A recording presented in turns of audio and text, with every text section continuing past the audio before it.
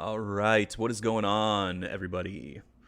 Another week, right? Here we are, back at it again. Wednesday at noonish, Pacific Standard Time, doing the Metal Blade live series. I am your host, Riley McShane, singer for Allegiant, and I am joined today by Cammie and Dobber of Oceans of Slumber. How you doing? Good. We're good. Hell yeah! I Phenomenal. I see that Cammie just got your second round of vaxing. That's why you guys are out and about in the car doing stuff. Always happy to see it. Staying healthy and all that stuff, which is good because you guys just had a new album come out, sort of, last year, September, right? So we've talked to a lot of bands on this series about, releasing albums and not being able to tour on them.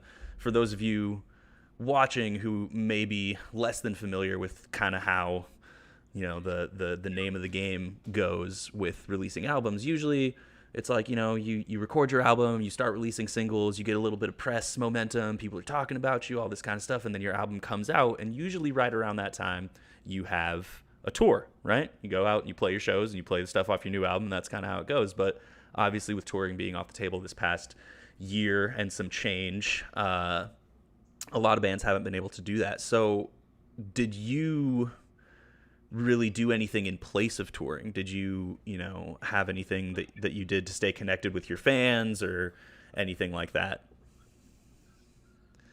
Uh, what now? Cammie can take lead on this one, maybe. I think we hung out and we went live a couple of times, Yeah. and that's all. Yeah, the live stream stuff for us was just like too phoned in. Yeah. There was just something about why, or the reasons why, and being forced to do that kind of stuff. And it's like a lot of friends, obviously, in bands. Everybody has to do the things they have to do to keep the momentum and survive by it. And also, as you well know, it's purely about like media assets. You know what I mean? Yeah.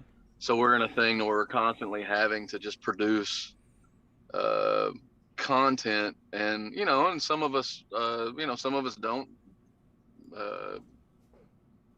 subscribe to that. Some of us don't. We're not capable of that. We don't want to. It's like it's just too much. Right. And going and playing a live show versus,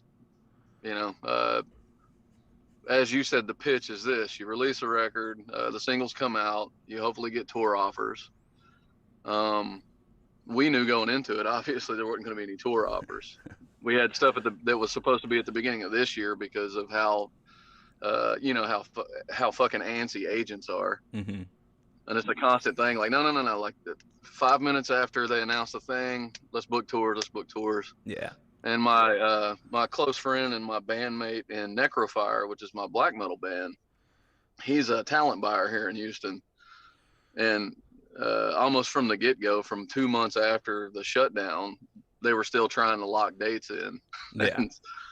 And so then we're battling with this hope, and then we have to basically just submit to the idea that we're not going to tour until things are just open. Right. And so we just went about our business. We wrote a whole new record, so that's what we did.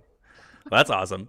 I feel like a lot of people have kind of been on that similar trajectory. Is it's just like, well, we can't play shows, we might as well just write forever. And so a lot of people have been, just cranking out tunes. So that's exciting to know that you guys have, more music on the back burner.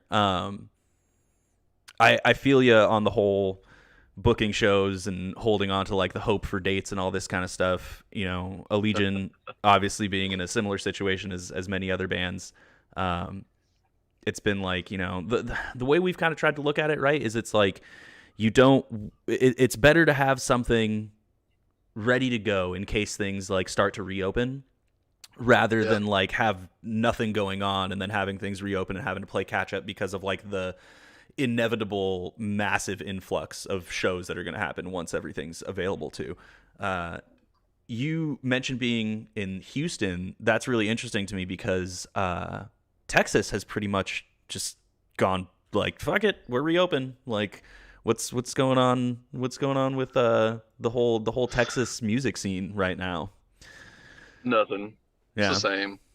It's the funny thing is it's just sensationalism, you know. Yeah. You see our governor doing all the crap, and people are like, oh, the idiots down there, and then, you know, if you look outside everywhere, it's still the same as it was a year ago. You know, people aren't just jumping through hoops. There's obviously, I would say mostly, there's an age group that fills that gap. You know, those are the ones who don't give a shit, and they go out and do whatever they're going to do anyway. Right. But, you know, we all have gone through that. We definitely like went through a I don't give a shit phase, and I'll do what I want. And so you'll have a couple of nightclubs packed up. We went to dinner somewhere about 2 weeks ago, and Al Jarreau's drummer has a cover band here. Right. Full of like super hot shot jazz and fusion guys, and they were actually booked, and they played they played the restaurant we were in. And that was the first live band we've seen since Devin Townsend came through on that solo run last year. So that was the last show we ever went to, and I was like, damn. So when that band was playing, it was fucking kicking, you know. We were like, oh man. I grabbed a drink. A friend of mine who's been in town for the past, few months, who mainly lives in Seattle, got called back up there a little early, and so it was this last minute, like, hey, let's get together, just like 3 or 4 of us, and go to somewhere with like outdoor seating, and have a beer and hang out, and send this guy off proper. And at the bar that we were at, the brewery, I guess I should say, there was like a live band, cover band thing, and like, man, I have never been happier to see a bunch of like 50-year-old dudes playing Rolling Stones covers. I was just like, oh my god, this is like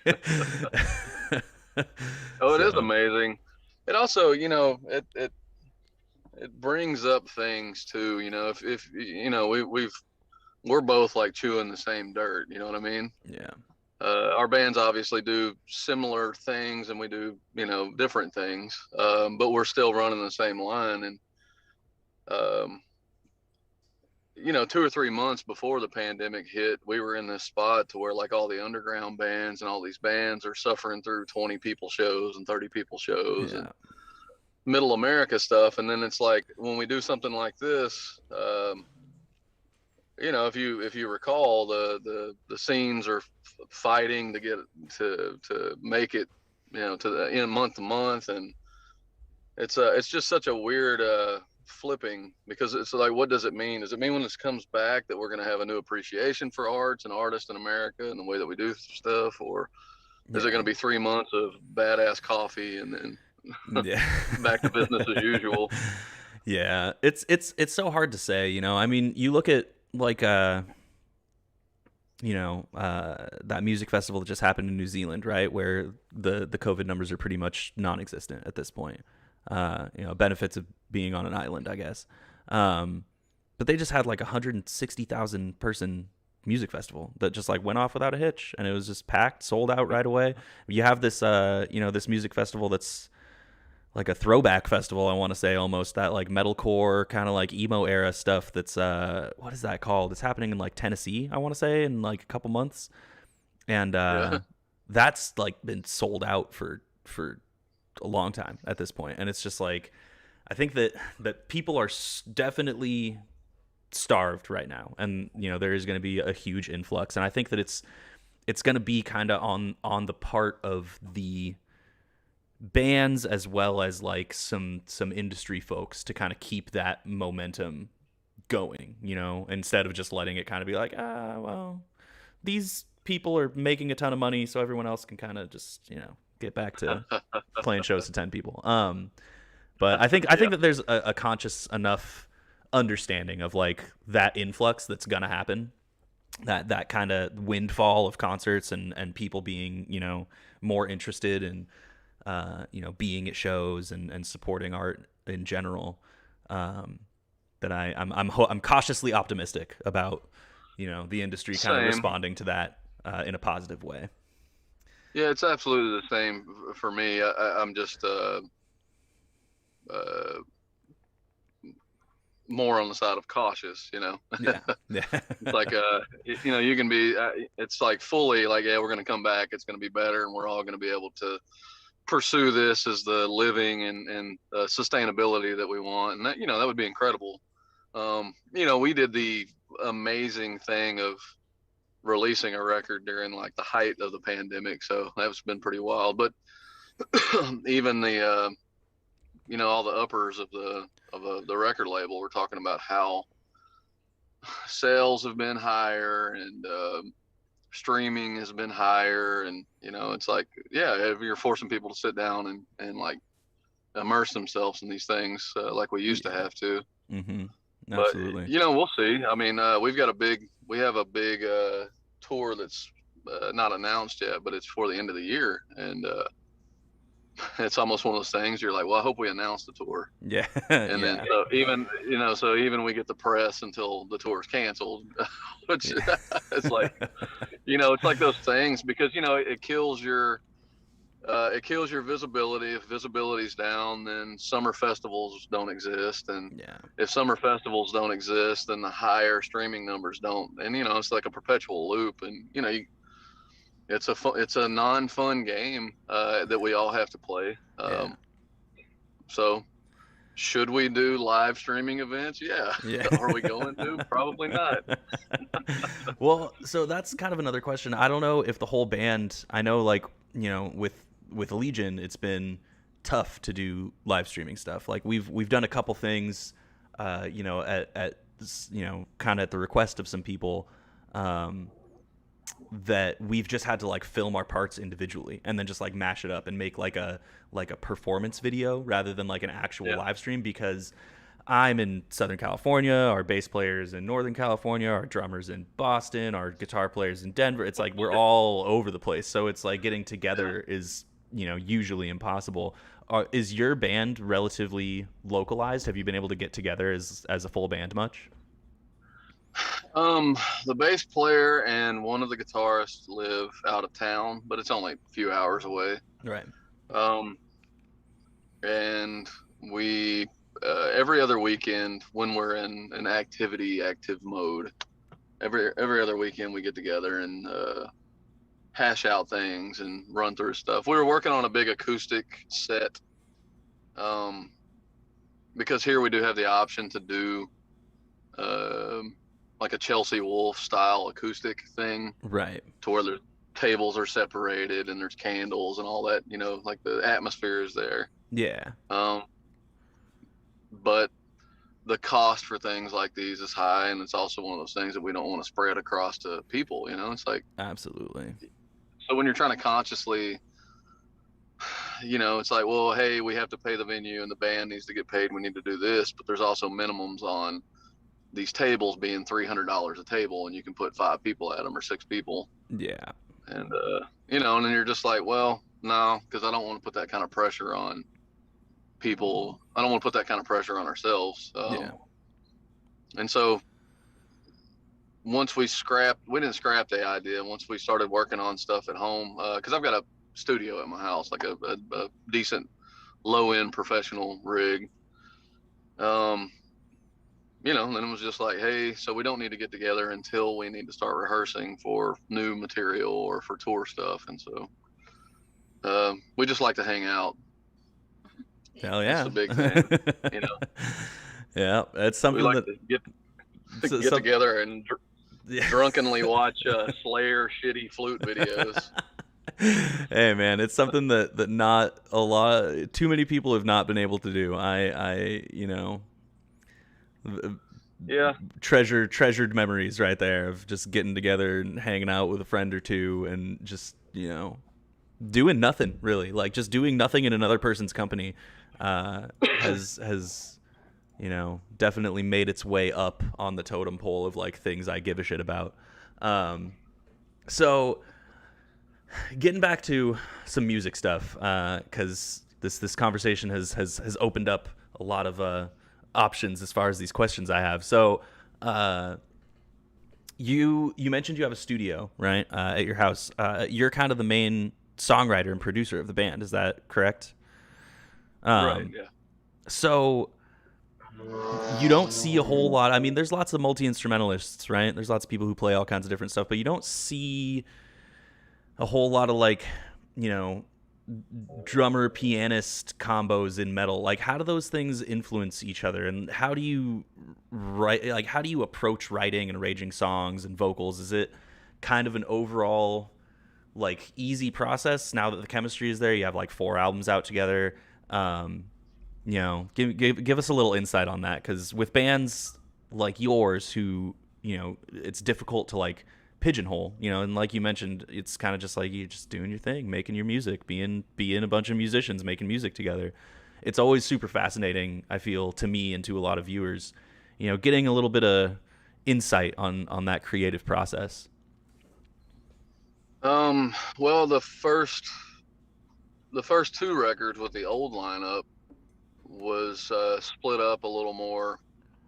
Uh, you know, there were three of us were creating all of it, and then what would happen is we finish entire songs, and then Cammie comes and does her parts, and uh, you know, with pretty much without any input from us. So it's purely like we have a publishing deal between the two of us almost. You know, music on one side, and then words and melody on the other, and so in the beginning we did a lot more in the jam room and working on stuff, which was fun. But honestly, it was when the band was kind of not directionless, but had less of a defined destination. And so we were having more fun just jamming and putting quirky stuff here and there. And, you know, it was like weird little fusion flexes, because a couple of us were real big fusion heads. Right. And then, you know, after Cammie joined the band, we put out Winter and she sang, and then we did The Banished Heart. And that's where things started becoming a little more disjointed. It's like I clearly had a place where I wanted to be with all of it. And the old guitar player, Sean, and myself were pretty much in agreement on that. And Cammie was fully in agreement with it.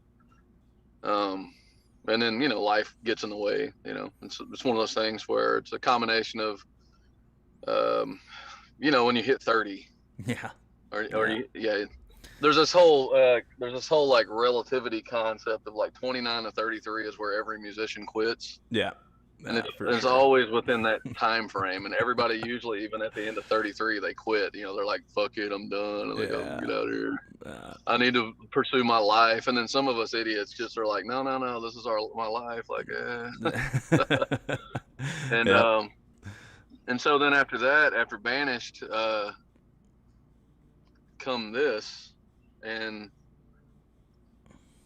it was pretty much one of those things to where I had tuned my guitar to C sharp because my black metal band played in C sharp. Right. And I just started writing songs, and then I write between the piano and the guitar, but mainly on the piano. And because I've been playing guitar for 25 years. Like, right. Yeah, so I do all the Yngwie stuff, and then a bunch of the jazz fusion stuff and all that crap. And so that's what I started on. And so it all expanded when I was 29. I started taking piano lessons, like very ripe age of 29. Yeah. and I started taking piano lessons from this Russian master pianist who had lived here and was a specialist teacher.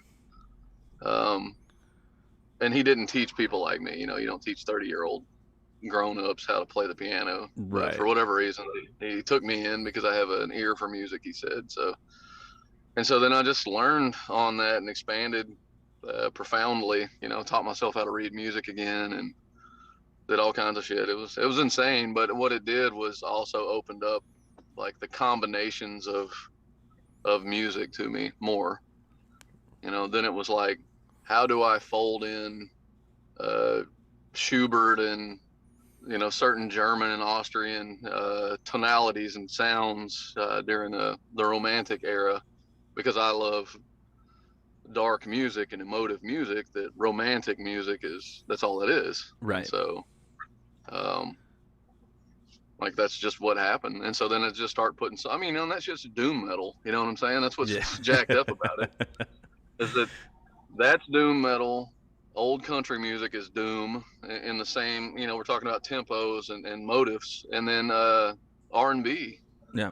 And so it was just one of these like things that it fell into my lap gladly. The whole band just all three members of the band left at different times within like 9 months of each other, and it was one of those, like, they thought it was gonna stop the band.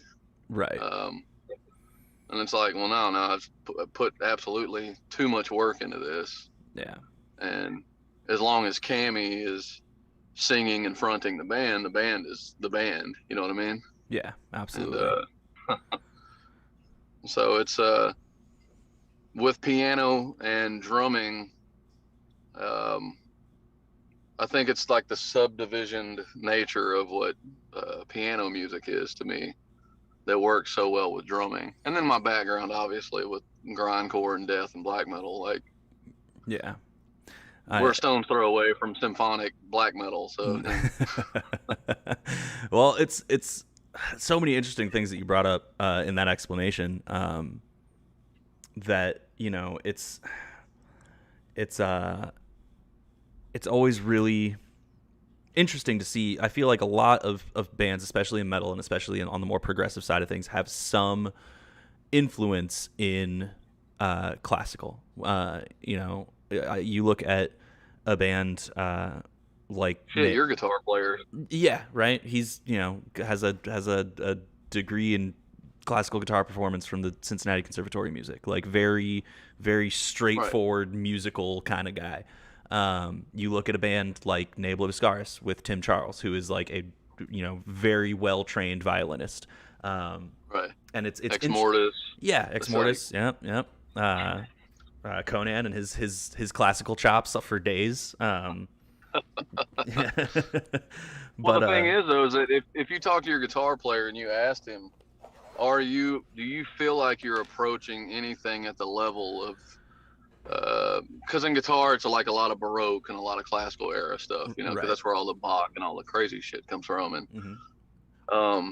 If you were to ask him, do you think that you're approaching that level of composition with anything? And more than likely he's going to be like, no, because it's like, that's the Joshua Heifetz thing. It's like, music's already been created. We're just regurgitating shit. You know what I mean? And we're trying to find ways to approach what that is, but we don't have the level of language for that. And it makes sense that so many metal people are into classical music. Yeah, absolutely. It would make more sense to be more into it, because it's like one of these, like, a deep enrichment of hearing and learnedness. It's like, It's beautiful stuff. Well, I feel it's kind of like for me, the perspective of like the times and the era in which a lot of those like major classical composers, that Baroque era classical, came out of.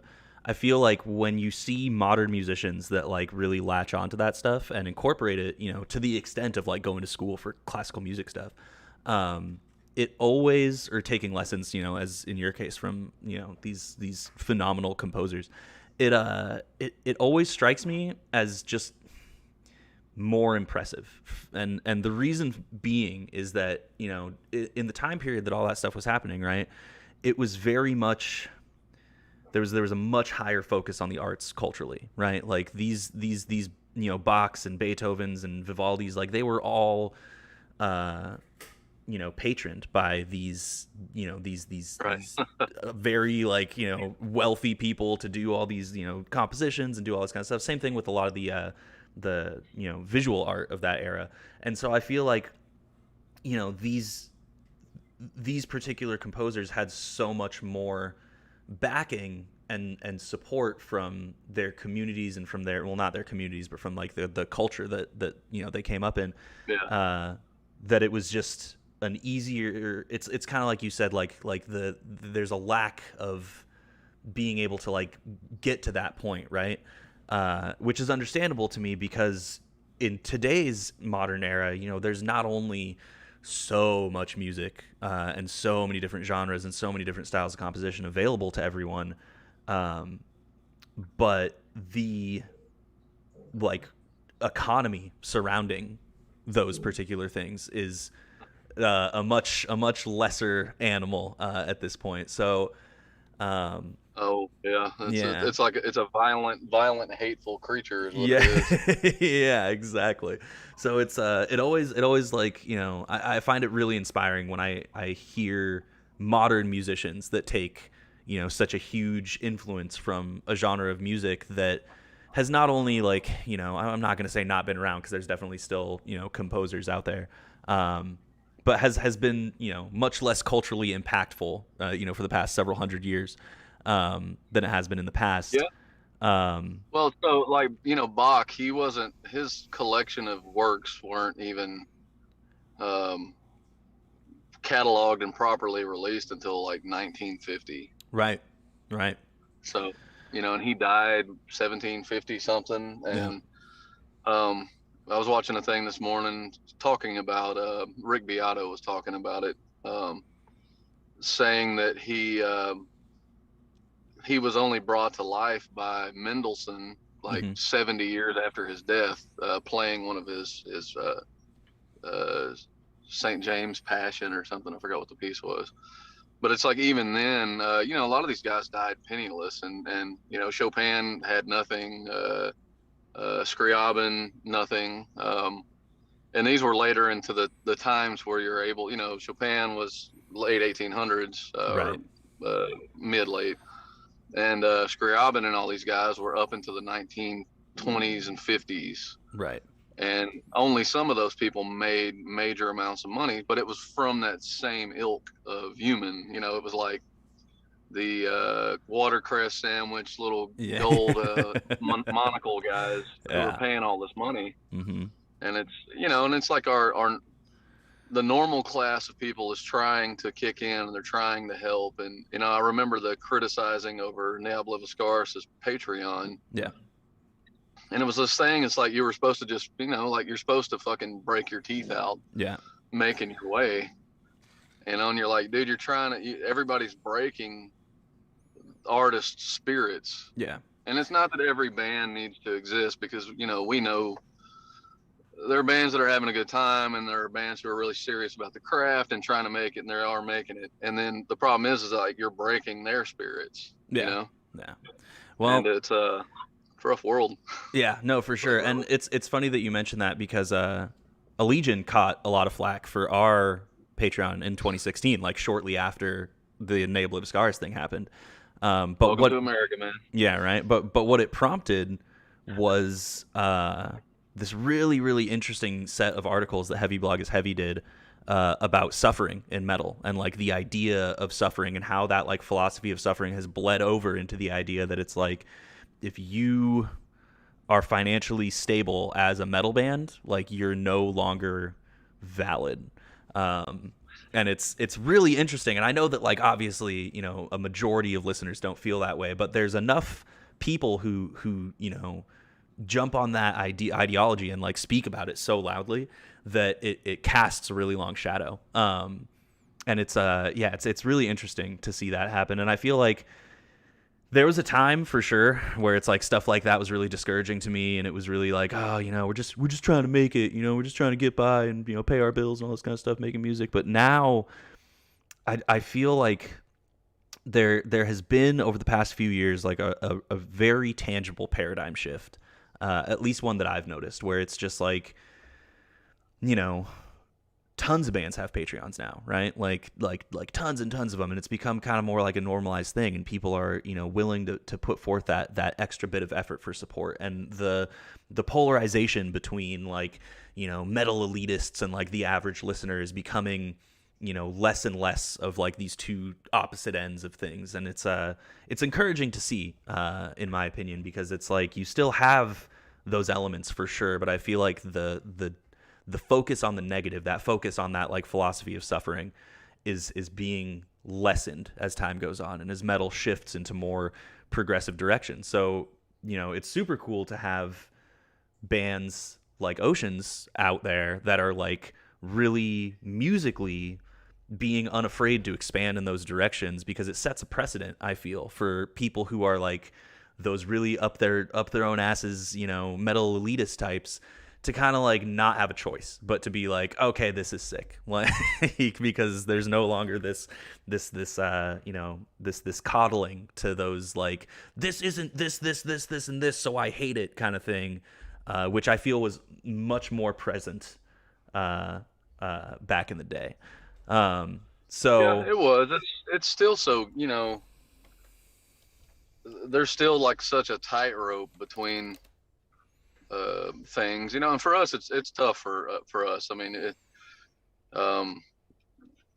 we're in a spot constantly, and it's bizarre because our handlers and all the upper ends of people who deal with us and like deal with me all the time, and you know, every fucking month I'm like, I'm done with this, you know. yeah, Like I quit. I'm tired of busting my head against the wall, and I'm tired of doing this thing. I'm tired of being told about these spots that we're in, and about, you know, it's like expectations about, you know, Cammie is not allowed to be a viable, prominent figure within the type of music that we do, because the expectations on what Cammie does is like, oh, you should do this, and you should try doing this, and this would be better. And it's, you know, and she wins these progressive metal, you know, these big contests, these things, vocal performances of the year. She gets picked to be a fucking lead vocalist for Arian Lucasen, you know, like all these things that say that she's definitely being heralded and accepted in these circles. But that shit doesn't matter, as you well know, because it's all about the business circle. yeah, You know, and it's fully about what can we do. And, you know, we're not, you know, we're not like a fun band. Like, that's an unfortunate side of what we do. It's like, we don't go out and are able to just go have fun. And, you know, we write serious music, and, we write serious music in an era where people want a different kind of release, especially in the States, you know. And in Europe we do well, like that's our place. Here it's like, you know, it's almost like being relegated to like sad boy hours. Yeah. Where we write these big epics or sprawling this and that's, and but yeah, you know, it's like you get so fucking frustrated. Every time you turn around, people are like, oh, well, you guys are in like magazines, and y'all got this and that, and it's like, oh, why don't y'all are y'all buying cars yet? And why would y'all do this if you're not making a bunch of money at it? Like, that doesn't make any sense to me, like how you would commit so much of your life to something. And it's all like, yeah, literally, you just said that committing your life to something doesn't make sense to you, so this is already beyond you. You know what I mean? Yeah, totally. This is not for you. So cool. Like, well, you know, you're so ready to support a corporation, and I'm not to get into anything like that, but it's like you'll give Starbucks $35 a week, you know? Yeah, absolutely. So what's the problem with giving a band $20 a month? Yeah, like you say, in the Patreon sense. Yeah, so it's like, you know, put your money where your mouth is. Yeah, absolutely. It's a strange, you know, when you make those analogies, a lot of times people will be like, oh yeah, no, I guess it does make sense, but those kind of thoughts don't generally spring to the mind, I feel, of the average consumer. But I'm so I'm getting barraged by chats over here asking me to be like, ask Cammie some questions. So I'm gonna ask Cammie some questions for a minute. So I'm not gonna. yeah, right. So Ike Stoddard wants to know, ask Cammie, how many songs does the band have ready to go?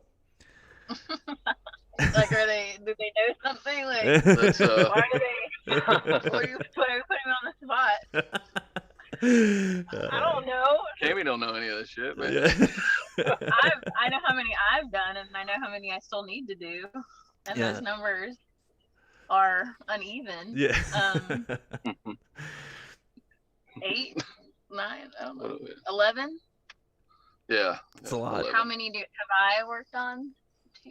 Yeah, hell yeah. That's no, you're at 4. You're at 4 now. I'm kind of for. I'm Question. weeks away from entering the studio myself, and I'm just like wrapping up all of my like final touches on my vocals. So I feel that we have to do our part last. That's just how it goes. We have to wait for everything to be done for the vocals to come in. That's Yeah, that's what happens. This one's gonna be way different. So I love to hear that. We're going into a huge studio environment, but we can't, we'll announce all that shit down the road. Cammie's worried. So I have a question as well that was presented to me in my little list of questions. So Cammie, the first two highlights on your Instagram are animals and nature. I'd imagine connecting to those things must be kind of therapeutic during this weird time. How do you personally kind of, bring that connection to like animals and nature, not only to your own life and the things around you, but maybe a little bit into the music as well? Well, I love my pets, and one of my big escapes is kind of spoiling them. They all have very elaborate backstories, very outgoing personality. They need like new bowls and litter boxes and collars, and yeah. So I like to shop for them when I don't want to deal with anything else. I'm like, oh, shopping free for the animals, and then we go out to his family's land all the time, and it's incredibly inspiring. I feel like when you can't really get somewhere as new as you want to be, you can like always go into big nature areas and find something like new, or find something that just feels far away from the monotonousness of what your day-to-day life kind of is. So when we go out to his family's land, there's the chickens, there's the goats, there's the ducks, there's the pond, there's the nature trails, and we like to just get a little lost, or just go out there and drift with the limbs moving in the wind or something. And so this year and this last year, a lot of my writing I just try and do out there. It's like I want to get out of the house. I want to have that motion around me, because I like riding on tour. Like I feel really inspired with just like passing cities, passing people, seeing a lot of people. And so not having that, I feel like that motion, it's like you can be still, but when you have nature around you, everything's moving, the little birds, the little bugs, the trees. And so it's a cool way for me to feel like I'm in motion, and to kind of get that busyness when I want to kind of spark some ideas or get that fresh air.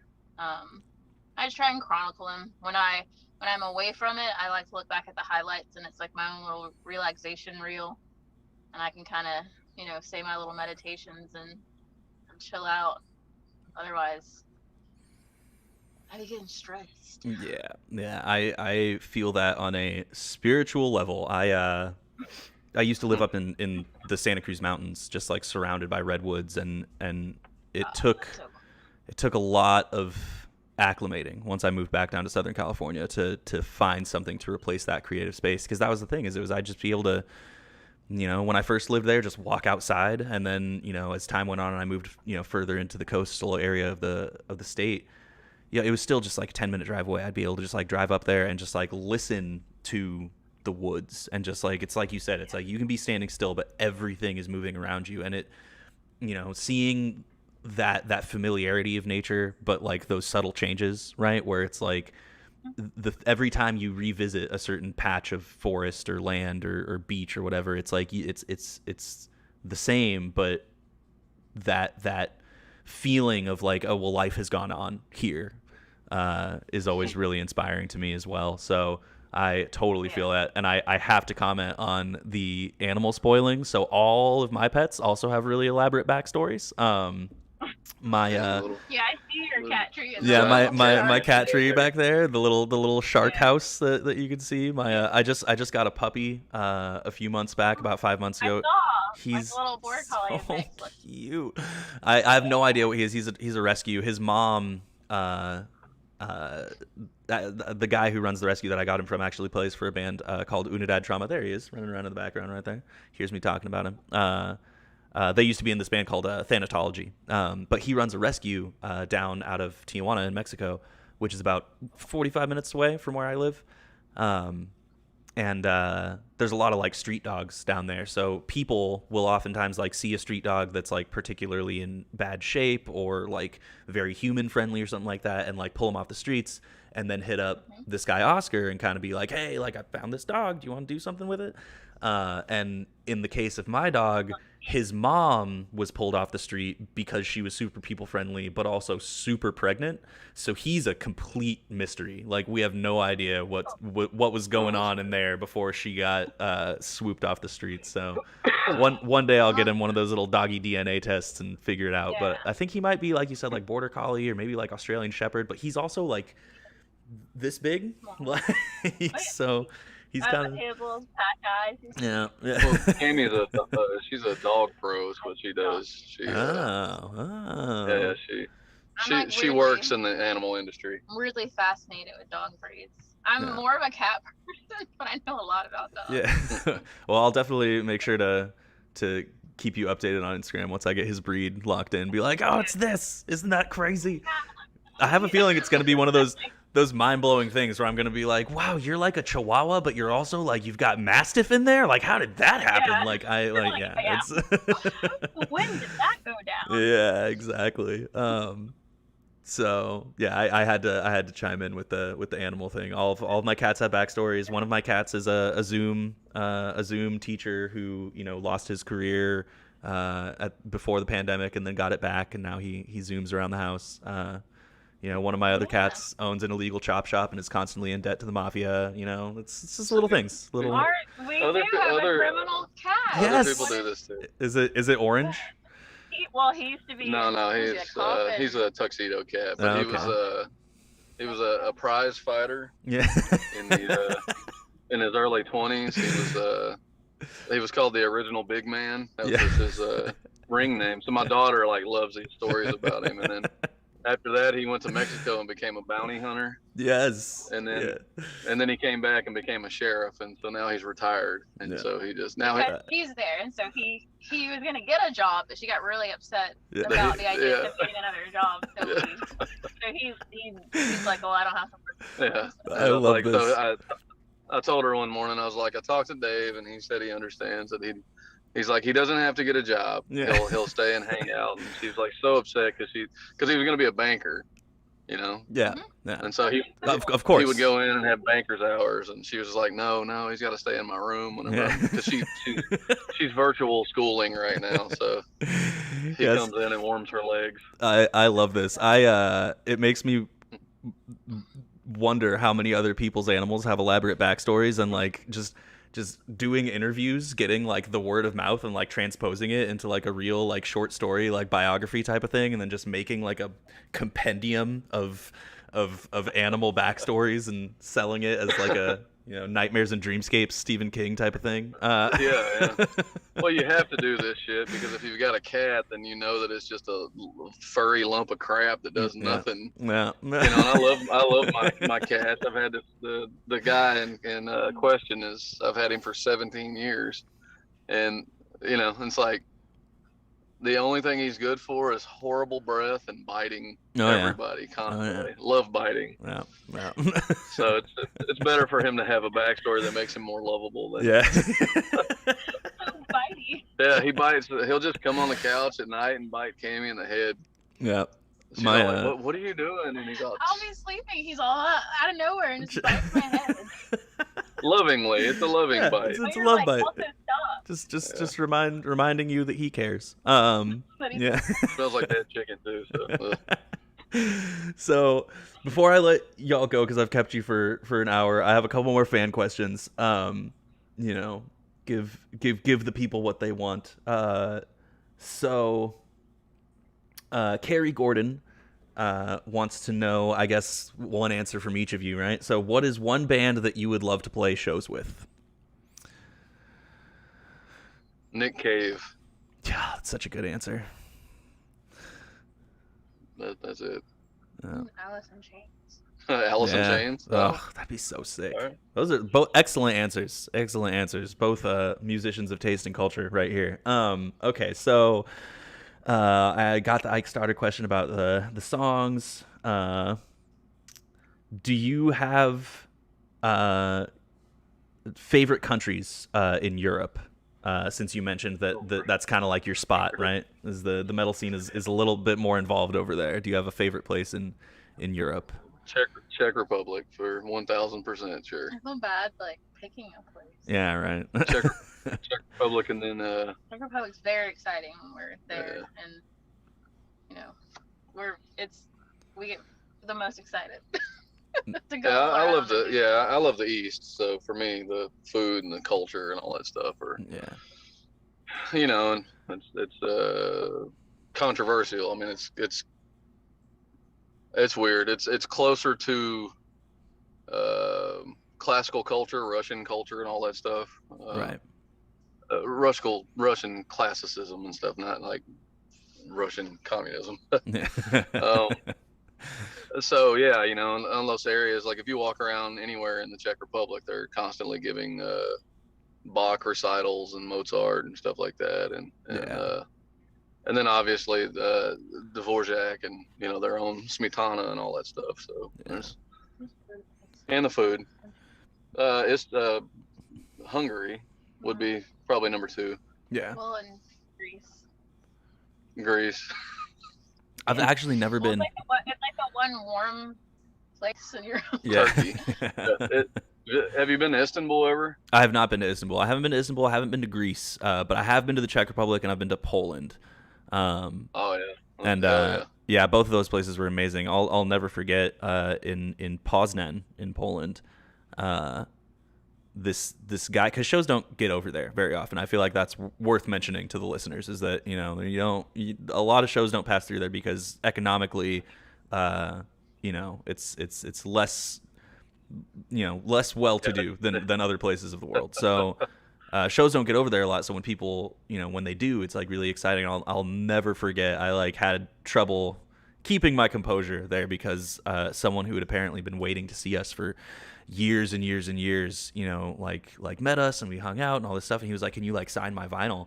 And we were like, "Yeah, dude, like sign shit at shows all the fucking time." And so we're like signing his vinyl and like we give it back to him, and he just like looks at it and just like starts bawling, just weeping, and I was like, "Bro, like, because it's like so special. Like it's such a tangible reminder of like why, you know, like the impact of what we do has on some people." So yeah, I love being over there as well. Okay, so what else do I have? Who are the up and coming drummers that Dobber is listening to these days? From Mark Petricelli.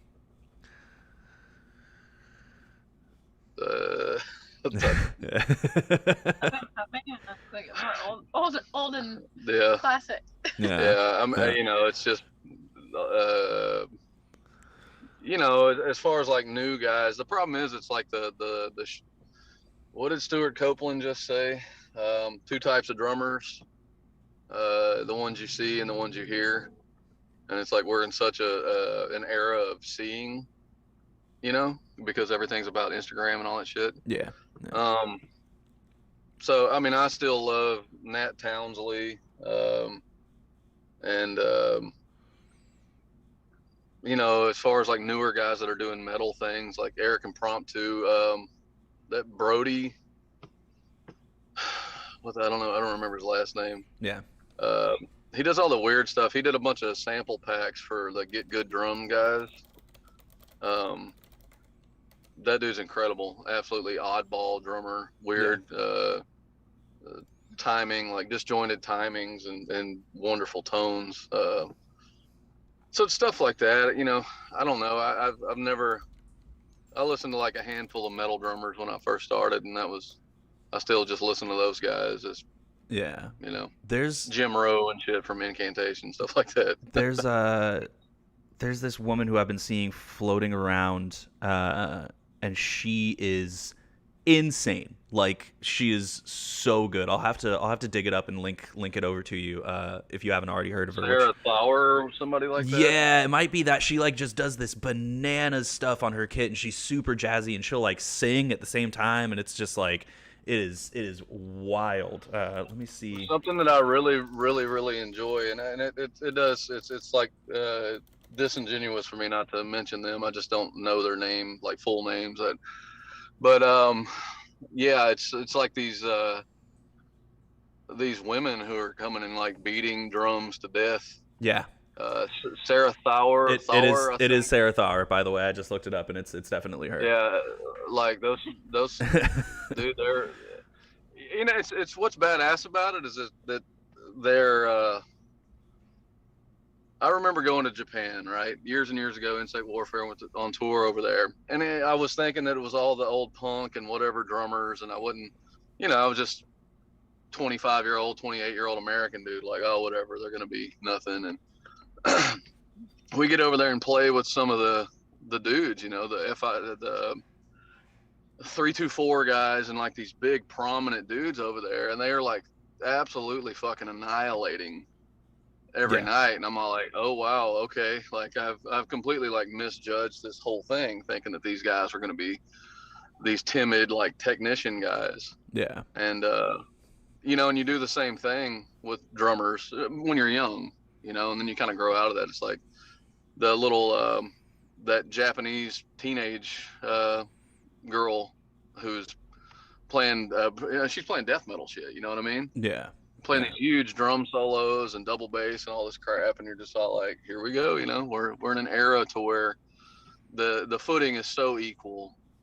And some of these girls that are bringing in like the Indian rhythms and things that they learned, like tabla stuff, and you're just all like, well, this is over my head. Like, this is far above me. Man, like, that tabla theory stuff is wild. I had a friend who was really, you know, really into it, and he tried explaining it to me one day, and like the way that the notation is written out, where it's like it's just like it's not notes, it's like words, right? So it's like octagi, like rock ba, like stuff like that, where it's just like, and then you have to like remember all these different combinations of it, and then like play it and like say it at the same time. And I'm just like, this is way beyond my musical depth. You guys are way better than I am. Oh, it's incredible, man. Absolutely incredible. It's like, you know, it's necessary now, applicable to types of music that we can get into. Like, that's where it becomes difficult, you know. It's like it's the Tool thing, you know. Everybody that loves Tool loves the fact that they do a lot of these like simpler tabla rhythms, right. And you know, it's neat, it's cool as hell. I mean, it's badass to watch musically, so there's that part. So I have one more question, and feel free to pass on this one, because I know that talking about other projects and things that might still be in the works can be a little bit of a sensitive area. But Jenny Uzomatezi wants to know, will the Genoa Band project ever take off? Was looking forward to quite a few songs. See that response right there? I know it. I know. Attacking me. No, the record's finished and mastered, and everything's done on it. It's just finalizing a few things. Right. It's a part of a developmental label deal. Not if you're an industry person, it's not like a 360 thing. It's nothing like that. Yeah, totally.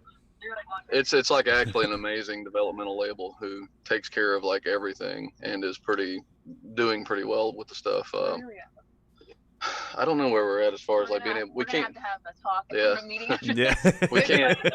we can't divulge anything. I will say that it's like. It's 8 tracks. It's fully finished, and it's somewhere in between Portishead and Johnny Cash. Oh man. Send me those tracks, all right? That sounds all right. Just eke them over to me via email. I want to hear those. That's good stuff for sure. That's amazing. A lot of heavy, like stomping, heavy synth stuff, and so I can't fully say Portishead. Like, you know, it ventures into like mid-era Ulver and things like that. Right. Now, as far as the longevity of what the Genoa stuff is, it's not. It's a thing we did, and we'll pursue it as we can, because we're really dumping everything into the new Oceans thing, and you know, so we'll see how that all goes. Word.